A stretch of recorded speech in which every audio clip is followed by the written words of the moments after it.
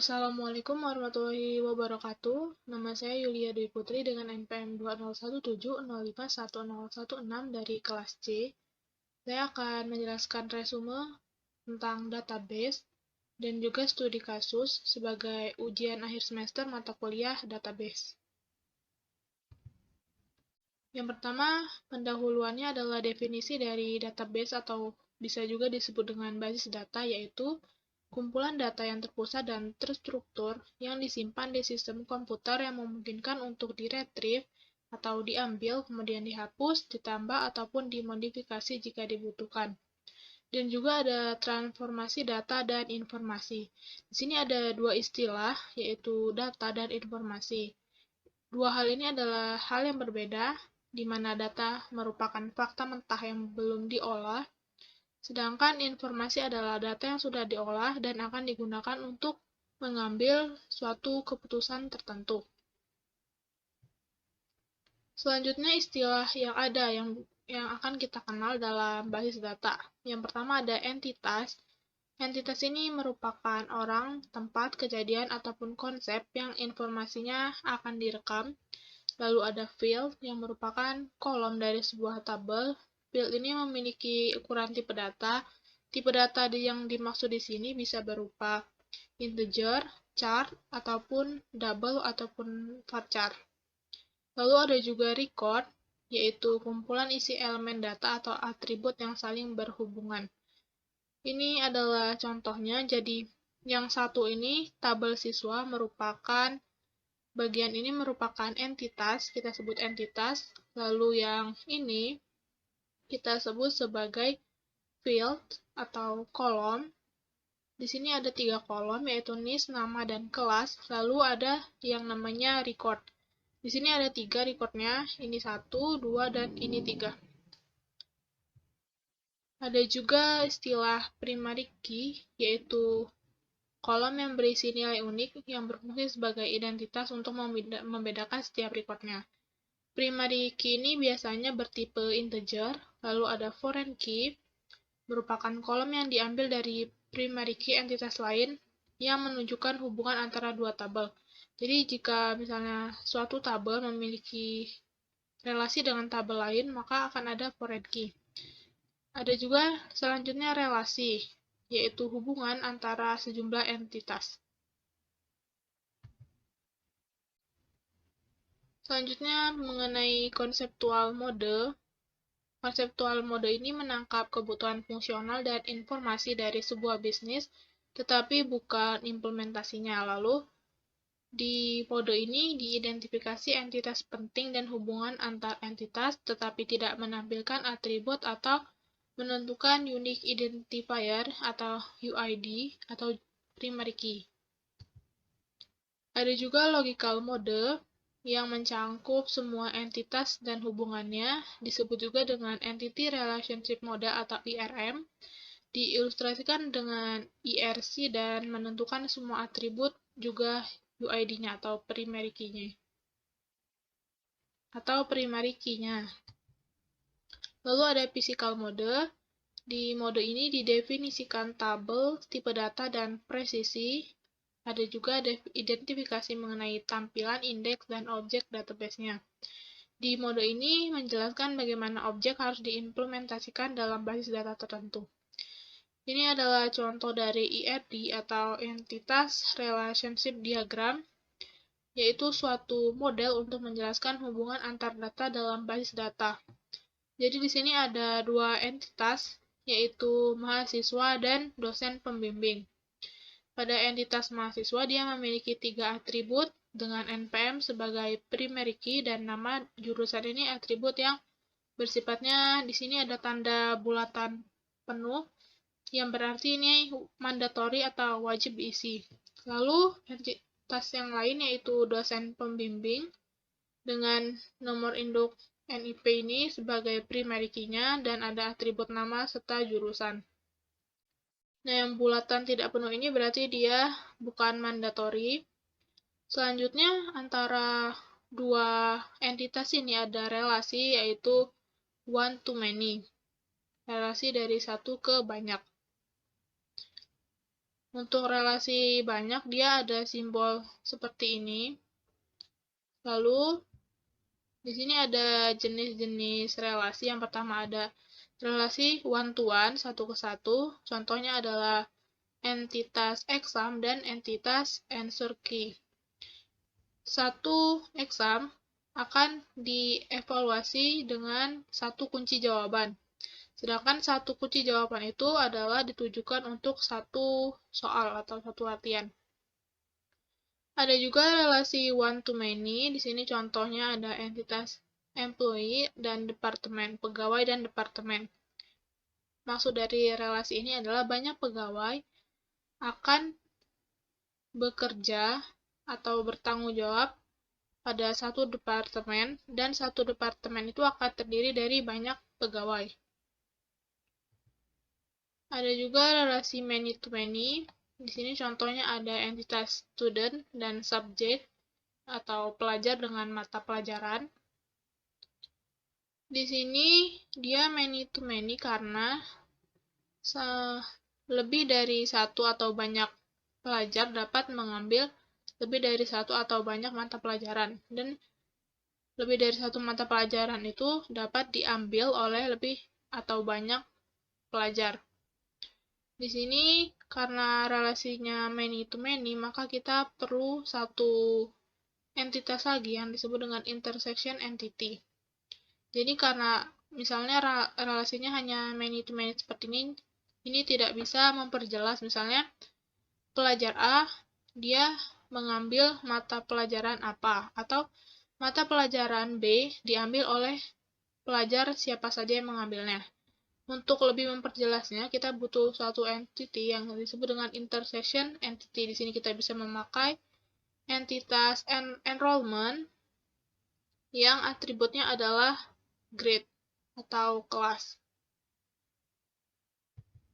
Lalu ada juga relasi transferability yang berarti entitasnya nilainya dapat berpindah atau dipindahkan. Di sini contohnya adalah entitas siswa dan kelompok belajar. Maksudnya berarti satu siswa itu dapat pindah kelompok belajar. Misalnya siswa A pertama di kelompok 1, tapi dia dapat dipindahkan ke kelompok 2 atau kelompok lainnya. Ada juga relasi non-transferability yang nilainya tidak dapat dipindahkan. Di sini contohnya ada puisi dan pengarang. Puisi ditulis oleh pengarang dan pengarang merupakan penulis dari puisi. Ini adalah suatu kepemilikan yang tidak dapat dipindah-pindahkan. Kemudian subtype. Subtype ini memiliki beberapa karakteristik. Yang pertama, subtype mewarisi semua atribut supertype. Supertype ini adalah kelas yang umumnya, lalu mewarisi semua hubungan dari supertype. Subtype ini memiliki atribut atau relasi tersendiri digambar dalam entitas supertype, tetapi tidak dapat berdiri sendiri, dan boleh atau mungkin memiliki subtype sendiri. Berikutnya, supertype atau entitas tipe umum yang berisi atribut dan perilaku yang sama untuk satu atau lebih subtype yang mewarisinya. Di sini supertype disebut juga dengan parent class, sedangkan subtype tadi disebut dengan child class. Di sini ada diagramnya. Supertype itu atributnya umum, sedangkan subtype atributnya khusus milik subtype itu sendiri. Untuk contohnya, di sini ada entitas bekerja sebagai supertype yang memiliki 3 atribut, yaitu ID pekerja sebagai primary key, lalu ada nama pekerja dan alamat pekerja. Sedangkan untuk subtype-nya, di sini ada pekerja harian dan pekerja tetap. Untuk 3 atribut yang ini, karena ini dia supertype, maka akan diwarisi kepada subtype-nya. Jadi untuk pekerja harian dan pekerja tetap akan memiliki atribut 3 ini. Lalu subtype pekerja harian memiliki atribut sendiri, yaitu upah harian yang bertipe integer, dan pekerja tetap memiliki atribut sendiri, yaitu gaji bulanan dan masa kerja. Berikutnya jenis UID atau jenis-jenis primary key. Ada 3 jenis, di sini ada simple UID. Untuk yang simple UID, dia dalam satu entitas hanya memiliki satu primary key. Di sini contohnya ada tiket konser dengan tiket number sebagai UID-nya. Sedangkan untuk composite UID atau kombinasi UID, di sini dia memiliki lebih dari satu primary key, di mana ada date of performance dan seat number sebagai primary key-nya di bagian ini. Lalu ada artificial UID. Di sini maksud artificial adalah customer ini merupakan orang, di mana orang itu tidak dilahirkan dengan ID atau tidak punya ID dari dia lahirnya, tetapi ID di sini tetap dipakai untuk mengidentifikasi atau untuk membedakan antara customer satu dengan customer lain. Itulah yang disebut dengan artificial UID. Lalu mengenai normalisasi. Normalisasi merupakan suatu pendekatan sistematis untuk meminimalkan redundansi data pada suatu database agar database tersebut dapat bekerja dengan optimal.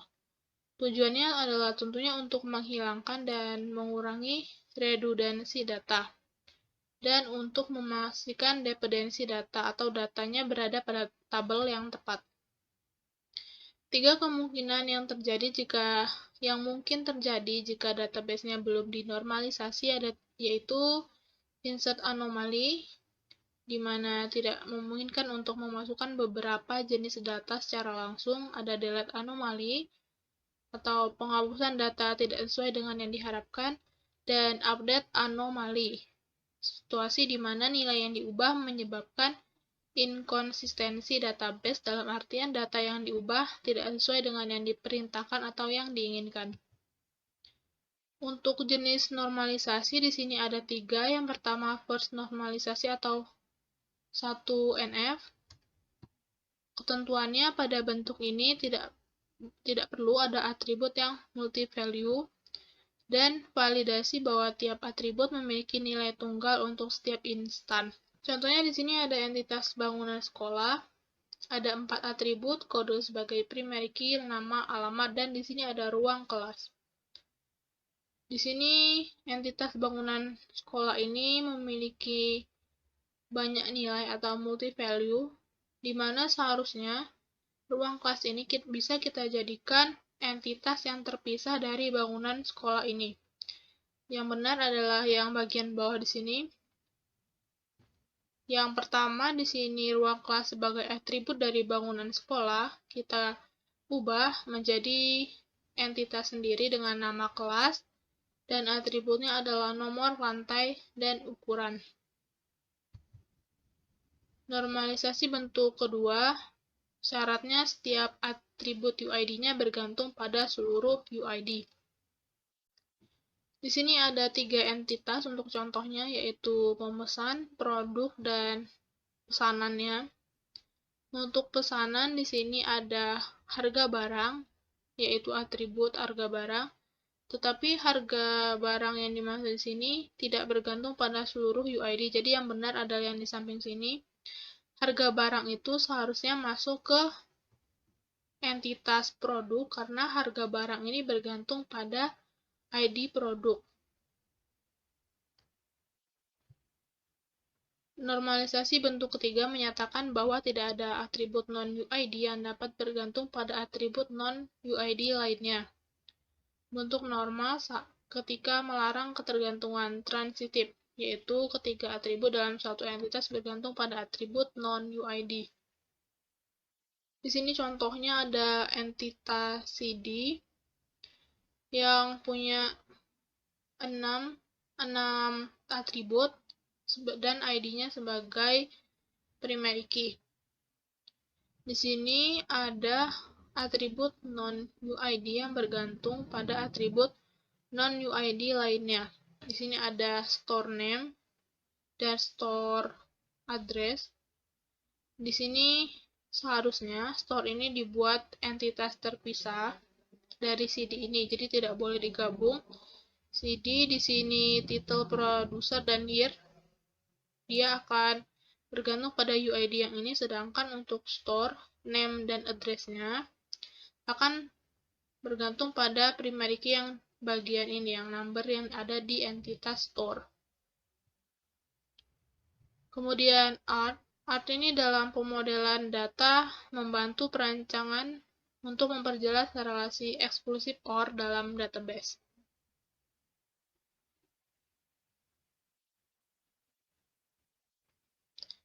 Hubungan OR eksklusif adalah hubungan antara satu entitas atau lebih, di mana hanya satu dari hubungan tersebut yang bisa eksis dalam satu waktu. Jadi hanya ada satu pilihan yang bisa dipilih. Contohnya, seorang pemenang undian, dia hanya bisa menerima mobil atau uang tunai, dan tidak bisa keduanya. Contohnya di sini ada entitas papan iklan, atributnya nomor, ukuran, dan lokasi.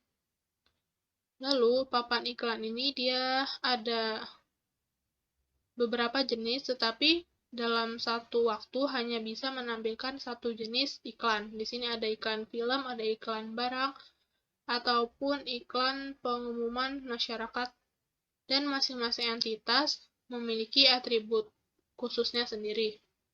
Maka kita perlu untuk menggunakan art sehingga tampilannya menjadi seperti ini. Diagram ini menggambarkan atau mengimplementasikan relasi eksklusif OR, di mana kita hanya bisa memilih satu dari beberapa pilihan yang ada. Perbedaan antara art dan supertype ataupun subtype, misalnya dalam beberapa kasus tidak semua mutual eksklusif itu harus dibuat art, tetapi ada beberapa kasus yang hanya perlu dibuat supertype atau subtype.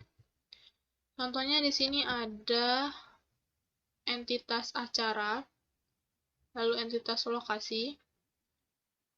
Di sini lokasinya bisa dua, yaitu bisa di rumah ataupun di gedung. Karena rumah dan gedung ini atributnya hampir sama, maka lebih tepat jika kita menggunakan supertype dan subtype daripada art. Jadi di sini tidak perlu dibuat art-nya, di sini kita hanya perlu membuat supertype dan subtype. Supertype-nya adalah lokasi dan subtype-nya adalah rumah dan gedung. Berikutnya hierarki dan rekursif. Hierarki pada pemodelan data adalah cara untuk menggambarkan tingkatan. Tujuannya untuk memudahkan kita dalam membuat model untuk bagan organisasi bisnis, struktur bangunan, ataupun silsilah hierarki lainnya. Sedangkan rekursif adalah pemodelan data yang memiliki relasi pada entitas itu sendiri. Relasi hierarki dan rekursif tidak dapat diterapkan secara bersamaan. Untuk contohnya di sini ada hierarki, di mana yang paling atas adalah presiden, selanjutnya direktur, kemudian manajer, dan entry level employee. Di sini yang berada di paling atas adalah presiden, di bawahnya adalah direktur, dan seterusnya hingga entry level employee. Sedangkan untuk contoh yang rekursif, di sini ada employee dengan relasinya managed by dan the manager of. Untuk hierarki dan rekursif di sini tidak bisa diterapkan secara bersamaan. Lalu pemodelan data, di sini yang pertama ada modeling historical data dengan menambahkan entitas berupa riwayat. Contohnya di sini ada database sewa perhiasan yang ditambahkan oleh entitas rental history untuk melihat riwayat siapa saja yang telah menyewa perhiasan di toko tersebut.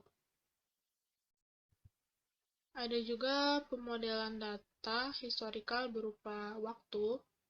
Data ini digunakan untuk menemukan tren yang dapat menunjukkan cara untuk melakukan hal yang lebih efisien.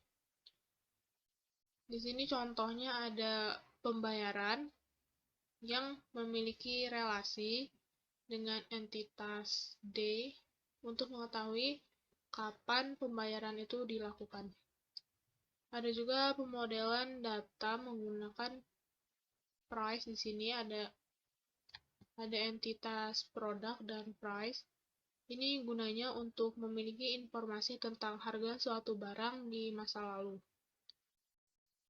Contohnya ini tadi. Kemudian mengenai relational database konsep. Database relasional adalah database yang dilihat oleh pengguna sebagai kumpulan tabel 2 dimensi yang memiliki kolom. Ini jumlah kolomnya ada 4 dan memiliki baris. Jumlah barisnya ada 5 record di sini. Lalu, bagaimana untuk mengubah atau mentransformasi dari bentuk konseptual ke bentuk fisikal? Contohnya di sini ada konseptual mode berupa ERD, yaitu entitas employee dan departemen, yang memiliki relasi ini opsional one to many. Untuk mengimplementasikannya ke dalam bentuk tabel, berarti kita akan membuat 2 tabel. Lalu kita masukkan atribut masing-masing entitas. Di sini employee ada 5 atribut dengan employee ID sebagai primary key, dan departemen ada 2 atribut dengan departemen ID sebagai primary key-nya. Karena ini relasinya one to many, maka foreign key-nya akan berada di employee. Jadi di employee ini kita perlu menambahkan satu atribut lain, yaitu departemen ID sebagai FK-nya. Selanjutnya mengenai relationship mapping. Di sini sebuah relasi dapat memiliki satu atau lebih foreign key tergantung relasi tersebut dengan entitas lainnya. Untuk melakukan mapping, di sini kita lihat ada 2 entitas sama seperti tadi, yaitu employee dan departemen. Tetapi di sini relasinya bertambah, ada satu relasi lagi, yaitu relasi rekursif di entitas employee. Karena yang tadi sudah kita tulis yang FK dari relasi one to many dari departemen, jadi di entitas employee ini akan punya satu foreign key, yaitu departemen ID, dan karena ini ada relasi lagi, yaitu relasi rekursif, maka dia akan ada penambahan satu foreign key lagi, yaitu di sini ada manager ID. Selain relasi, ada juga subtype mapping. Untuk contoh subtype-nya di sini ada entitas clothing sebagai supertype, dan subtype-nya adalah shirt dan shoe. Di sini kita akan buat 2 tabel, yaitu shirt dan shoes. Selanjutnya mengenai query di SQL, yang pertama mengenai insert dan update. Insert ini adalah query untuk menambahkan suatu data ke dalam kolom di tabel database yang kita miliki. Untuk query-nya, insert into, ini nama tabelnya, value, dan ini diisi dengan data yang akan kita masukkan ke kolomnya. Sedangkan update adalah kita akan memperbarui data yang sudah kita insertkan tadi di sebuah tabel. Misalnya ini untuk sintaks query-nya, di mana update ini diisi dengan nama tabelnya, lalu set, nama kolomnya, dan nilai apa yang akan kita perbarui, ini diisi dengan nilai yang terbaru. Lalu di sini bisa kita tambahkan kondisinya, reselect dan delete. Delete ini kita akan menghapus suatu tabel. Di sini delete from table berarti kita hanya menghapus satu record, sedangkan kalau query yang bawah ini maka akan menghapus satu tabelnya. Lalu kemudian select, ini kita akan memilih dan menampilkan beberapa kolom dari suatu tabel, ataupun bisa juga menggunakan tanda asterik di sini jika ingin menampilkan seluruh data yang ada dalam suatu tabel. Ada juga query view. Untuk ini adalah suatu perintah query yang disimpan pada database dengan nama tertentu, sehingga bisa kita gunakan setiap saat untuk melihat data tanpa menuliskan ulang query tersebut. Untuk sintaksnya, ada create view, di sini kita isi dengan nama view-nya bebas, select kolomnya disesuaikan, dan from isi nama tabel dan ditambahkan dengan where kondisi untuk mengidentifikasi tabel atau kolom yang terpengaruh. Berikutnya left outer join yang akan mengembalikan semua record dari tabel kiri atau tabel 1 dan record yang cocok dari tabel kanan atau tabel 2. Untuk outputnya adalah 0 jika tidak ada kecocokan antara dua tabel atau 0. Untuk sintaksnya di sini ada select nama kolomnya from table 1, left join table 2 on. Di sini kita tulis ID-nya, di sini biasanya ditulis dengan ID. Lalu selanjutnya konversi. Ada beberapa basis bilangan yaitu desimal, basis 10, heksadesimal, basis 16, biner, basis 2, dan oktal, basis 8. Di sini kita akan melakukan konversi, misalnya dari desimal yaitu 675, akan kita konversi dulu ke heksadesimal dengan membaginya dengan 16, hasilnya adalah 2A3. Dari heksadesimal ini bisa kita konversi lagi ke biner. 2 adalah 0010, A ini di heksadesimal sama dengan 10, yang dalam bentuk biner adalah 1010, dan 3 adalah 0011. Lalu kita tulis dari sini sampai sini, itu adalah bentuk binernya. Untuk oktal, kita ambil 3 digit dari belakang. 011 itu adalah 3, 100, 1004, 010 itu 2, dan 001 adalah 1. Oktalnya dibaca dari bawah sini yaitu 1243. Function di sini yang pertama ada string. Ini query-nya select field. Key SQL ini akan menampilkan, mengoutputkan dari, misalnya di sini yang pertama adalah key. Key ini berada di posisi berapa di antara SQL yang ini, di mana key berada di posisi kedua. Untuk select format, di sini kita inputkan suatu bilangan desimal dengan 4 angka di belakang koma, lalu kita akan membuatnya menjadi 2 angka di belakang koma, sehingga outputnya adalah ini. Lalu ada insert. Insert ini contohnya adalah ini, yang akan mengoutputkan example.com. Kenapa bisa seperti itu? Karena dia akan memulai dari huruf ke-1, di sini adalah huruf W, dan 9 huruf setelah itu akan dihapus atau diganti dengan example ini. Jadi di sini dari W 9 huruf, berarti sampai di sini, maka ini akan diganti menjadi example, dan sisanya .com akan ditambahkan di bagian ini. Lalu ada select mid.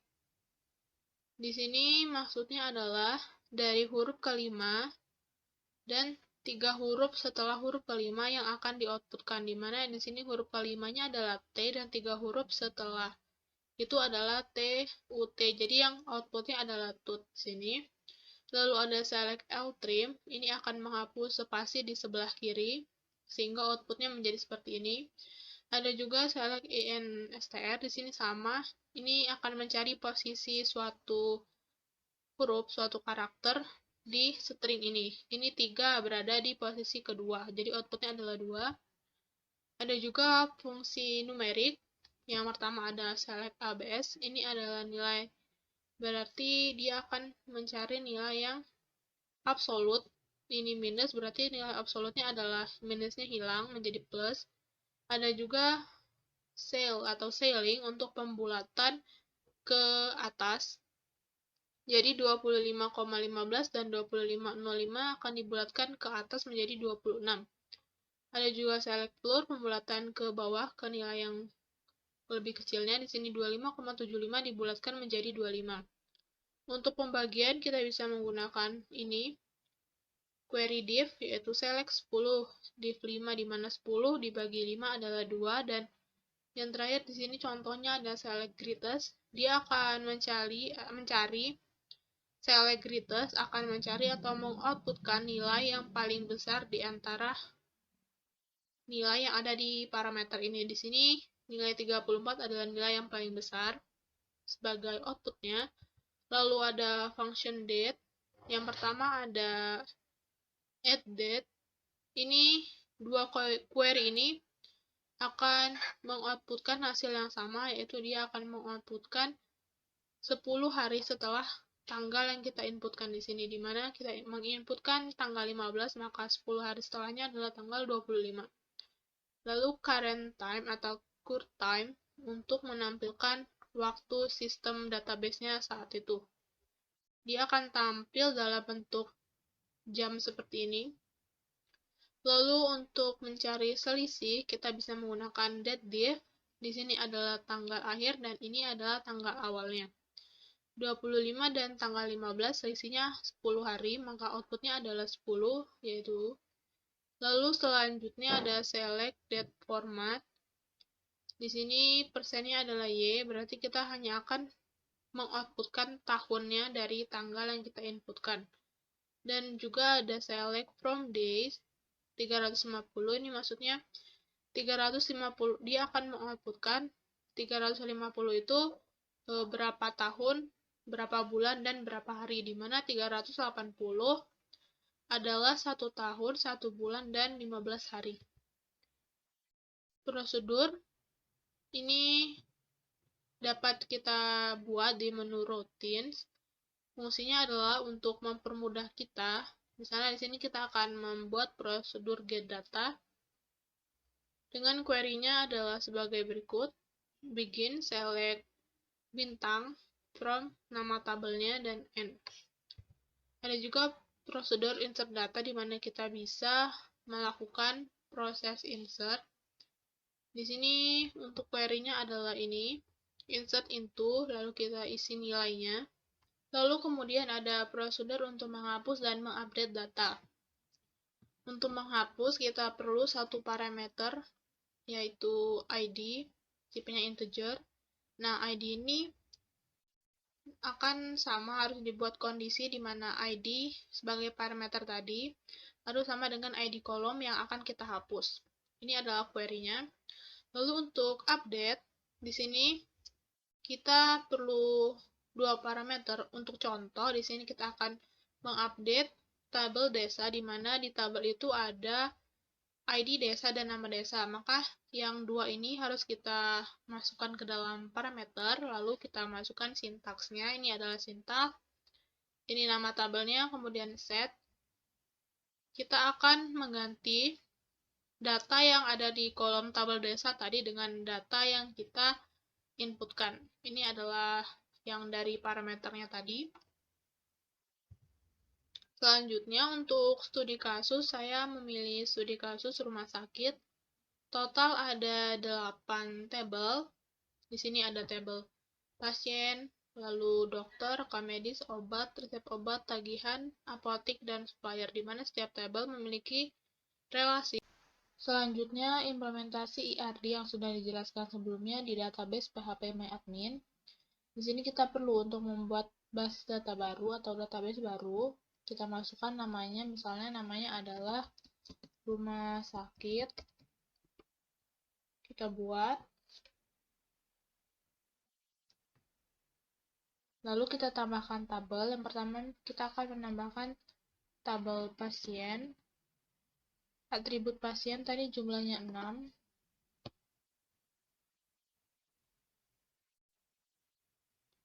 Yang pertama ada ID pasiennya. Tipenya integer, panjangnya kita tentukan 5.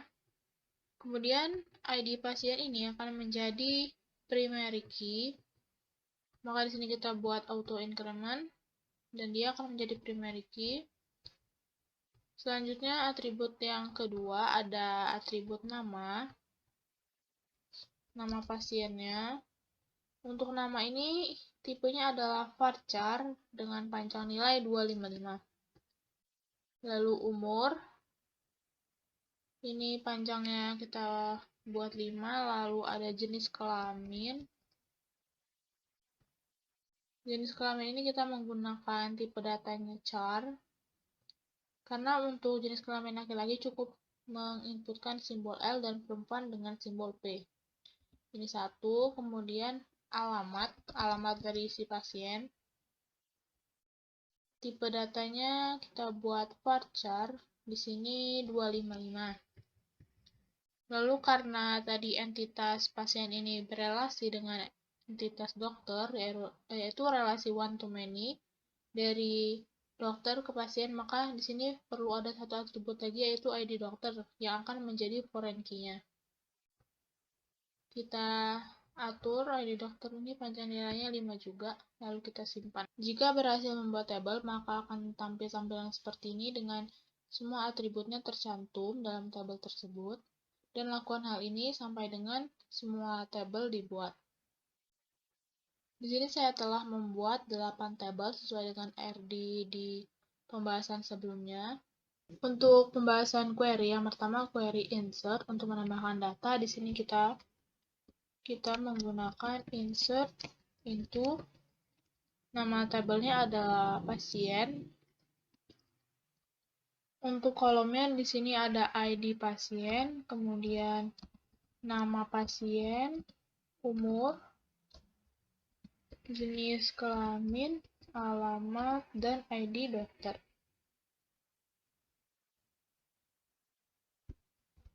Kita masukkan nilainya yang akan kita inputkan berurutan dari ID-nya, yaitu 1. Nama pasiennya adalah, misalnya ini, Yulio Santoso, umurnya 35, jenis kelaminnya laki-laki, alamatnya di sebelumnya jika dia varchar, maka dia menggunakan atau string, dia menggunakan tanda petik seperti ini. Berarti yang ini juga.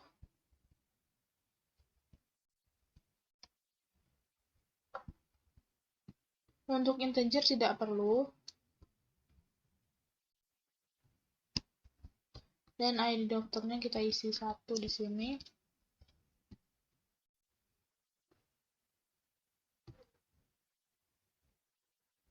Kita lihat apakah sudah bertambah di tabel pasien.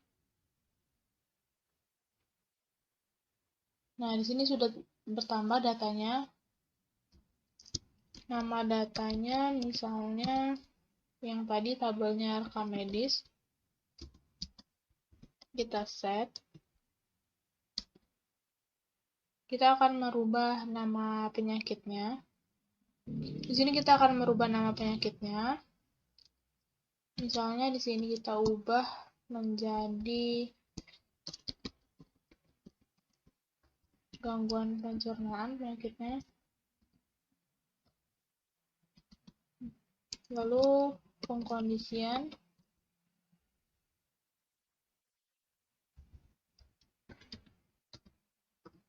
Kita akan mengubah data ke 1, misalnya di sini.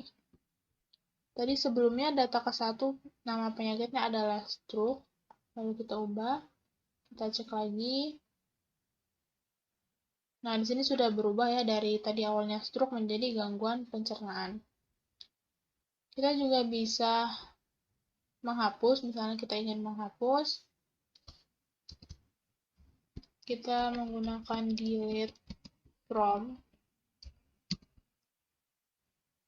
Misalnya kita akan menghapus suatu data, yaitu data yang ada di rekam medis. Lalu kita buat pengkondisian. Misalnya kita akan menghapus data yang kedua. Di sini kita masukkan kode rekamnya sama dengan 2. Oke.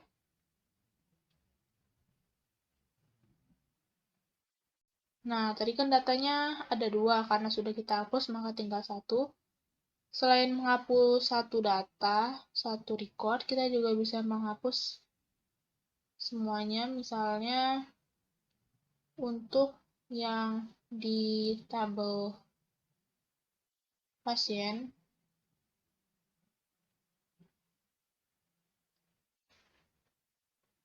lalu ada juga query select untuk memilih data mana saja yang akan ditampilkan. Misalnya di sini pertama kita akan menampilkan semua data yang ada di tabel pasien, maka kita menggunakan tanda bintang atau asterisk ini karena kita akan mengambil semuanya.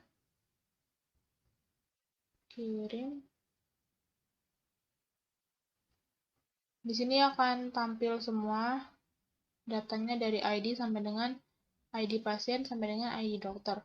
Kita juga bisa menampilkan beberapa saja, misalnya kita hanya akan menampilkan nama pasien dan alamat pasiennya saja. Misalnya juga kita akan menampilkan ID. Di sini ID-nya, kemudian kita tampilkan namanya dan alamatnya.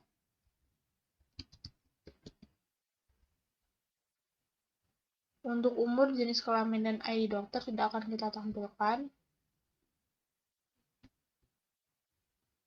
Kita coba kirim. Nah, di sini yang tampil hanya pasien, nama pasiennya, alamatnya, dan ID-nya saja. Berikutnya kita akan membuat query create view untuk menampilkan data, sehingga kita tidak perlu melakukan query select satu persatu. Di sini kita akan membuat create view, sintaksnya. Lalu kita tentukan nama view-nya, misalnya di sini view data. Lalu select. Kita masukkan data yang akan kita tampilkan. Di sini saya akan menampilkan ID pasien,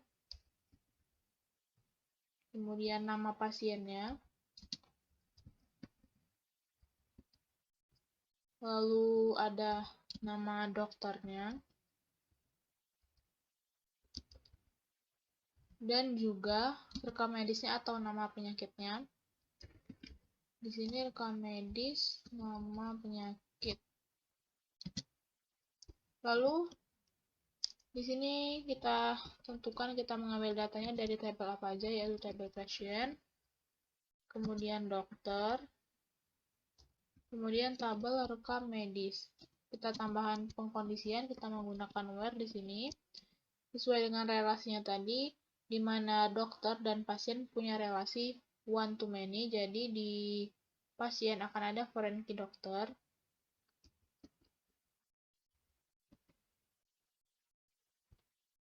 Nilainya sama dengan dokter.id dokter. Kemudian karena di sini kita menggunakan 3 tabel, satu tabel lagi hubungannya antara pasien dan rekam medis adalah di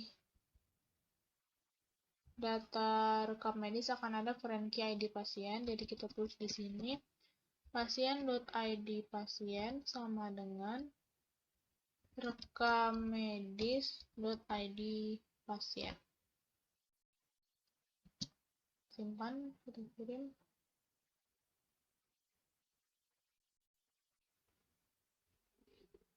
Di sini kita sudah bisa membuat view-nya, kita cek dulu.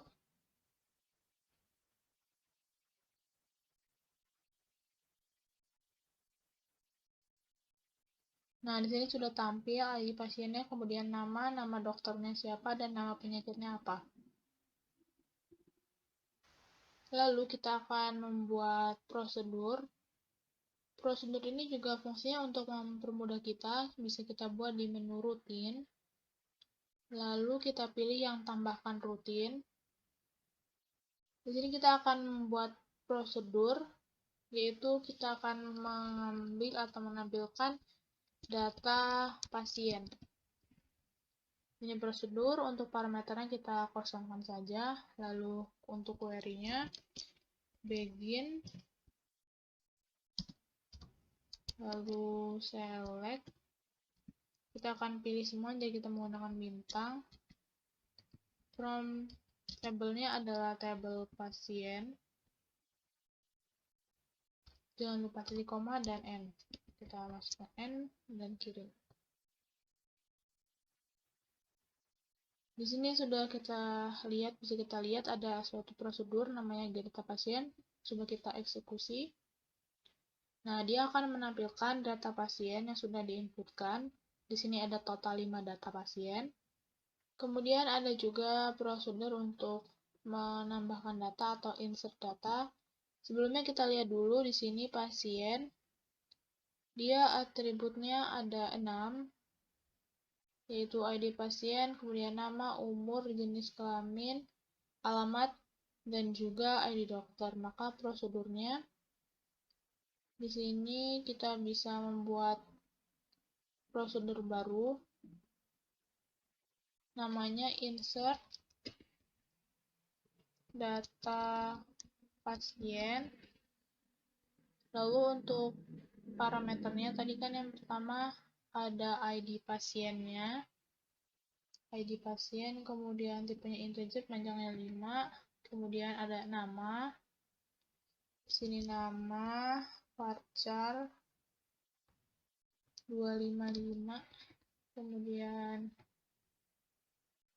ini tipenya benar. Selain nama ada umur, integer, lalu ada jenis kelamin, ini char,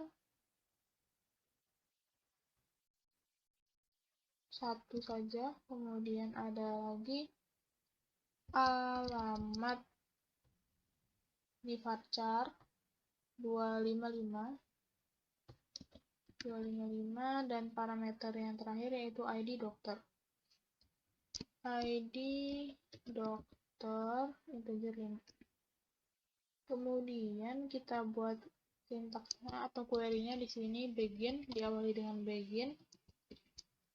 Lalu karena ini insert, maka menggunakan insert into tabel pasien. Lalu values-nya adalah tadi ada ID, kemudian ada nama, lalu umur, kemudian jenis kelamin, alamat, dan ID dokter. N. Di sini ada 1, 2, 3, sudah pas 6. Kirim. Coba kita eksekusi. Misalnya di sini kita tambahkan, karena tadi di edit pasien sudah ada 5 data, maka ini kita nambah jadi 6 supaya tidak ada primary key yang double. Lalu namanya adalah misalnya Yulia Dwi, umurnya, alamatnya,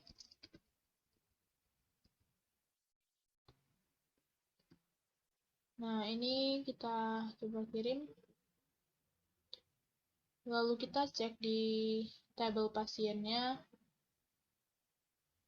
Jika berhasil, dia akan ada data yang kita tambahkan tadi, yaitu yang ini, berarti sudah berhasil.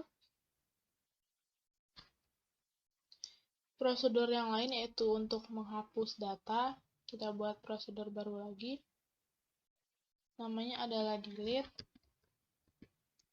data pasien. Di sini kita perlu satu parameter yaitu ID. Ini 5. Selalu dimulai dengan begin, kemudian delete from tabelnya yaitu tabel pasien dengan kondisi where ID pasien sama dengan ID. Kita buat prosedurnya.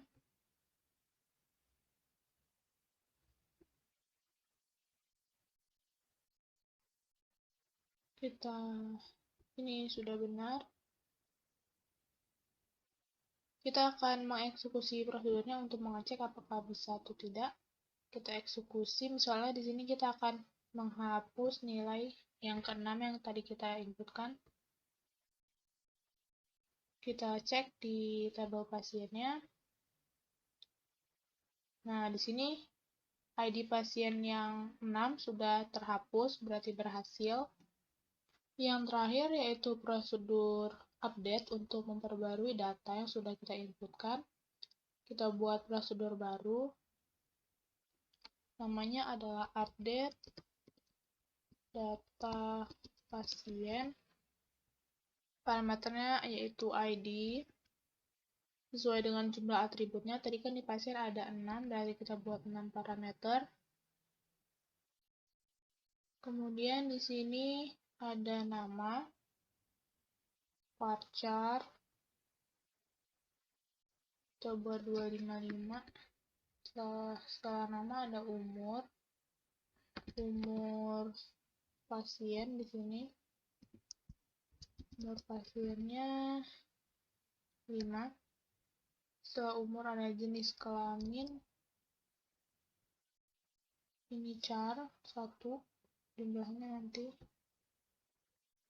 char 1, kemudian alamat pasiennya, varchar. Lalu ini ada 255 juga. Satu parameter lagi yaitu ID dokter. Kita buat di sini query-nya begin update. Nama tabelnya yaitu pasien. Kita set.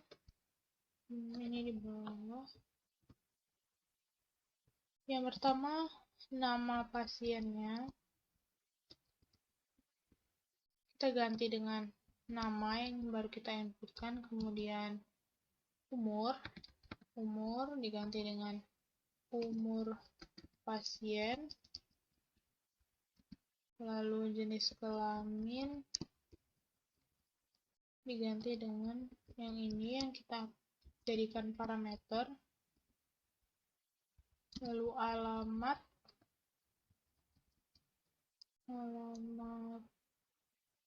pasien, dan ID dokternya bisa juga kita ganti sama dengan ID dokter dengan kondisinya yaitu ID pasien sama dengan ID. Di sini parameternya adalah ID dan di sini N. Kirim. Kita coba di sini. Misalnya kita akan mengubah yang data keempat ini, kita ubah dengan menggunakan prosedur eksekusi. Misalnya tadi ID-nya adalah 4. Lalu namanya kita ubah menjadi misalnya, lalu umurnya kita ubah jadi 36. Itu 4 lagi. Kemudian alamatnya adalah misalnya, dan ID dokternya ini 3. Kita cek di pasien. Nah, ini sudah berhasil diubah. Yang tadi kan namanya Roy, ini menjadi Randy. Ini juga sudah berhasil diubah. Baiklah, sekian. Terima kasih. Mohon maaf bila ada salah kata. Wassalamualaikum warahmatullahi wabarakatuh.